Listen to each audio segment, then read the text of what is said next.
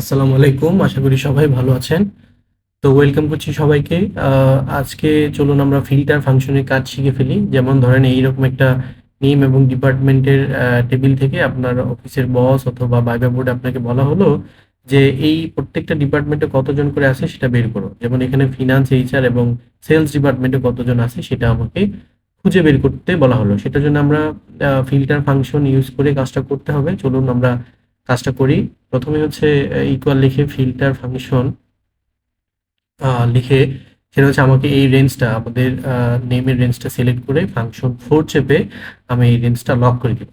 হ্যাঁ, কি করব ফাংশন 4 দেন হচ্ছে দুইবার, দেন হচ্ছে আমি কমা দিয়ে আমার এই ডিপার্টমেন্টগুলোকেও সিলেক্ট করে হচ্ছে ফাংশন 4 দুইবার চাপবো, লক করে দিব, দেন কমা কোন সেল থেকে আমি ইনপুটটা নিব, যেমন ফিনান্সের এই সেলটা আমি সিলেক্ট করে দিলাম, দেন হচ্ছে ব্র্যাকেট ক্লোজ করে দিব, এন্টার প্রেস করব।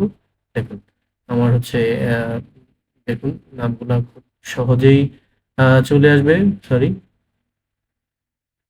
দেন হচ্ছে এন্টার।